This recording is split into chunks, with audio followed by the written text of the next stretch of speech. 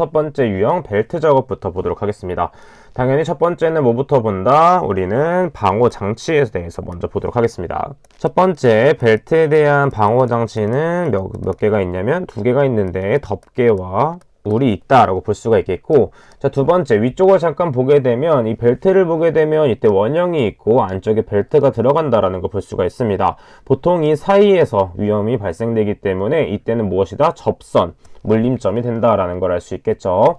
따라서 위험점은 뭐가 된다? 접선, 물림점이 되는 것입니다. 자, 그 다음에 세 번째, 당연히 제 형태는 끼임 혹은 협착이 되겠습니다. 자, 그 다음에 네 번째로는 뭘 적냐면 당연히 위험 요인에 대해서 한번 적어보도록 하겠습니다. 자, 이때는 보호구 착용과 방호장치에 대한 내용보다는 전원 미차단과 그 다음에 로프에 걸쳐서 작업했을 경우에 위험한 경우가 발생될 수 있겠고, 그 다음 마지막이 방호장치에 대한 내용이 되겠습니다. 자, 첫 번째는 청소나 점검을 했을 경우에는 반드시 전원을 차단해줘야 되는데 전원을 미차단했을 경우, 자, 그 다음에 두 번째는 로프에 걸쳐서 작업을 하는 경우, 그 다음에 마지막으로는 방호장치를 설치하지 않은 경우.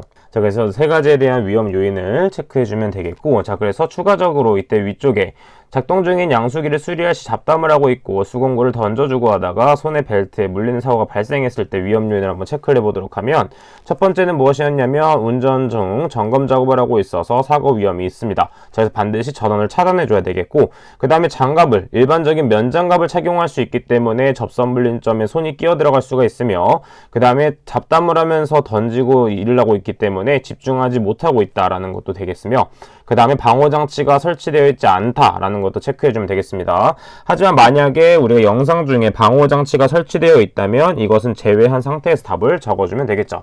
자, 7번째 유형 롤러기에 대해서 보도록 하겠습니다. 자, 롤러기에 대한 내용은 우리가 필기에서도 많이 봤던 부분이기 때문에 정말 중요하게 되겠고, 1번 문제처럼 이때 생성되는 위험점은 물림점이 되며, 자, 물림점은 무엇이다? 회전하는 두 개의 물체 사이에 물려 들어가는 위험점이 되겠죠. 자, 그래서 첫 번째 롤러기에 대한 방호장치 한번 적어보도록 하겠습니다. 자, 롤러기에 대한 방호장치는 급정지 장치가 있겠고요. 자, 그 다음은 비상정지 장치, 그리고 덮개, 울이 있습니다.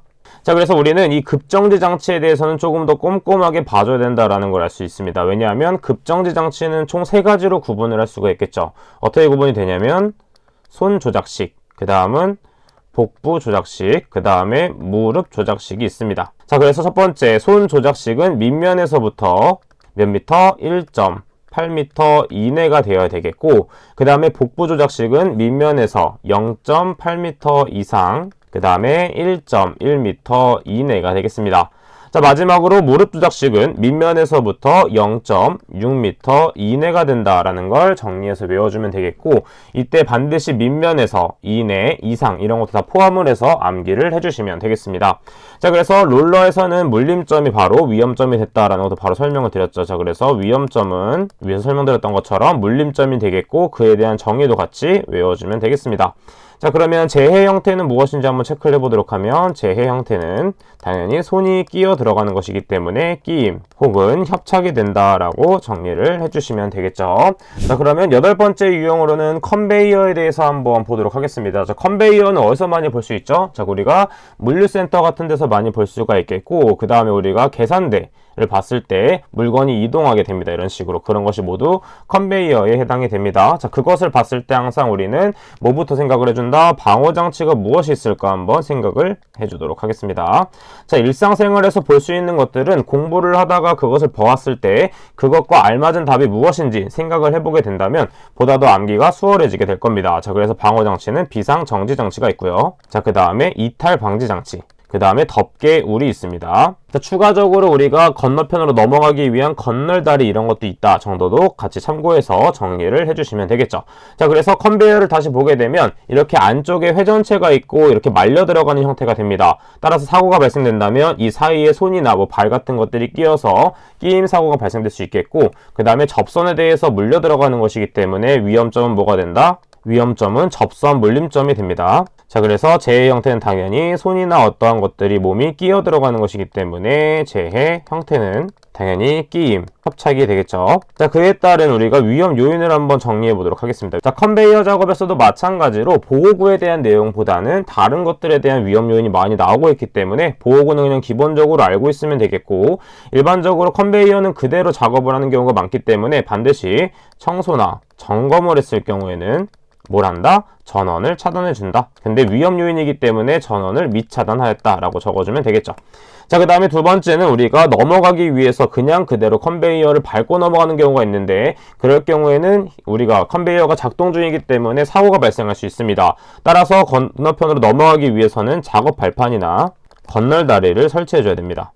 그래서 미설치가 되는 것이 위험 요인이 되겠고, 그 다음에 주변에 정리정돈이 되지 않아서 우리가 그 사이에서 사고가 발생할 수 있겠죠. 자, 그래서 주변 정리정돈을 반드시 실시해 줘야 되기 때문에 위험 요인은 미실시를 했다. 자, 실제적으로 현장을 갔을 때 가장 많이 사고가 발생되는 것이 정리정돈을 하지 않아서 발생되는 사고 위험이 많습니다. 따라서 이러한 것들을 중점적으로 체크를 해주면 되겠고, 우리가 일하는 도중에 계속 정리를 할 수 없겠지만 너무 복잡했을 경우에는 서로 충돌을 할 수도 있고 사고가 많이 발생할 수 있기 때문에 이 정리정돈에 대한 지시를 반드시 해줘야 되겠습니다. 자, 9번째 유형은 프레스에 대해서 한번 보도록 하겠습니다. 자, 프레스에 대한 내용은 우리가 필기에서 많이 봤던 내용이 되겠고, 대표적인 우리가 방호 장치 먼저 한번 체크를 해보도록 하겠습니다. 방호 장치는 우리가 가장 좋아 보이는 광전자식이 있겠고, 그 다음에 뭐 양수 조작식, 그 다음에 뭐 가드식, 뭐 수인식, 손쳐내기식 이런 것들이 있겠죠. 자, 그래서 프레스에서 가장 많이 발생되는 위험점은 뭐였죠? 우리가 외웠던 암기법이 있습니다. 그래서 협착점이 되었고, 이에 알맞은 암기법은 협의가, 배가, 완고프. 그래서 대표적인 기계 기구가 바로 프레스가 되었다라는 것도 알고 있으면 되겠죠. 자, 그래서 이것을 재해 형태로 본다면 뭐가 된다? 당연히 끼는 사고가 있기 때문에 끼임이 되겠고, 혹은 협착이라는 단어가 되겠습니다. 자, 요즘에는 앞쪽에 있는 단어를 많이 사용하게끔 하고 있고, 아직 협착, 추락에 대한 내용은 법령에서 계속 다루는 내용이기 때문에 틀렸다고는 볼 수는 없지만 두 가지를 암기한 상태에서는 앞쪽에 내용을 적어주는 게 조금 더 좋습니다. 하지만 법령에 대한 내용에서는 아직도 추락과 협착 이런 것들 쓰고 있기 때문에 법령에 대한 내용을 쓸 때는 추락이나 협착 등을 적어주면 되겠죠. 자, 그래서 추가적으로 정리해줘야 되는 것이 무엇이냐면 바로 프레스에서는 위험 요소도 중요하지만 위험 요소 하기 전에 먼저 프레스에 급정지 기구가 부착되어 있지 않는 경우, 그때는 어떠한 방호 장치를 사용해야 되냐면 가드식, 그 다음에 양수 기동식, 그 다음에 수인식, 손쳐내기식이 있습니다. 자, 그래서 일반적인 문제일 때는 1번에 있는 방호장치를 적어주면 되겠지만, 급정지 기구가 부착되어 있지 않는 상태에서의 방호장치는 무엇이다? 라고 했을 경우에는 이 네 가지만 적어주셔야 되겠습니다. 자, 그럼 위험 요인들을 한번 문제를 보면 체크를 해보도록 하면, 먼저 프레스 페달을 밟아 기계가 작동해서 위험하다 할 수 있겠고, 그 다음에 이물질 제거 시 손으로 제거해서 위험할 수 있으며, 그 다음에 이물질 제거 시 보안경을 착용하지 않아서 눈에 이물질이 들어갈 위험이 있으며, 그 다음 마찬가지로 주변 정리가 되어 있지 않아서 물건에 발에 걸려 넘어질 수 있는 위험성이 존재한다 라는 걸 체크해 주도록 하겠습니다. 자, 그 다음에 우리가 프레스에서 많이 하는 게 무엇이죠? 바로 프랑스가 방전됐을 때 우리가 어떻게 외워야 되는지 알 수 있습니다. 프랑스가 뭐가 됐다? 방전되어 클리스마스 크리가 비상정지되어 뭐다? 슬프다. 이런 식으로 암기를 했었습니다. 자, 그래서 첫 번째 우리가 푸는 무엇이냐면 프레스에 대한 내용이 되겠고, 첫 번째 방은 방호장치의 기능, 그 다음에 전은 전단기의 칼날 및 테이블의 상태, 클은 클러치 및 브레이크의 기능, 크는 크랭크축, 그 다음에 연결봉 및 연결나사의 풀림 여부, 그 다음 비상정지는 비상정지 장치의 기능, 그 다음에 슬은 슬라이드 또는 칼날에 의한 위험방지 기구의 기능, F는 프레스의 금형 및 고정 볼트의 상태가 되었었습니다. 자, 해당 부분은 많이 암기했던 부분이기 때문에 반드시 생각해주면 되겠고, 이에 대한 문제가 바로 5번에 나왔었습니다. 자, 그래서 프레스의 작업 시작 전 점검 사항은 어떤 식으로 외웠다? 프랑스가 방전되어 클리스마스 크리가 비상정지되어 슬프다. 이런 식으로 외웠었습니다. 참고적으로 정리를 해주면 되겠죠. 자, 10번째 유형은 지게차에 대해서 보도록 하겠습니다. 자, 지게차는 우리가 주변에서 많이 볼 수 있는 부분으로, 마찬가지로 뭐 이마트 같은 곳에서 물류를 옮겼을 때 사용하는 것들이 바로 이런 지게차를 사용하게 됩니다. 자, 그럼 지게차의 방호 장치를 먼저 정리를 해보도록 하겠습니다. 대표적으로 헤드가드가 있겠고, 그 다음은 백레스트, 그 다음은 전조등, 후미등, 마지막은 안전 델트가 됩니다. 자, 대표적으로 재해 형태는 어떤 것이 많이 발생이 되냐면 이때 앞을 잘 보지 못해서 사람과 끼이는 사고가 발생하게 됩니다. 자, 그래서 대표적인 재해 형태는 끼임 협착 사고가 많이 발생된다라는 걸 알 수 있겠죠.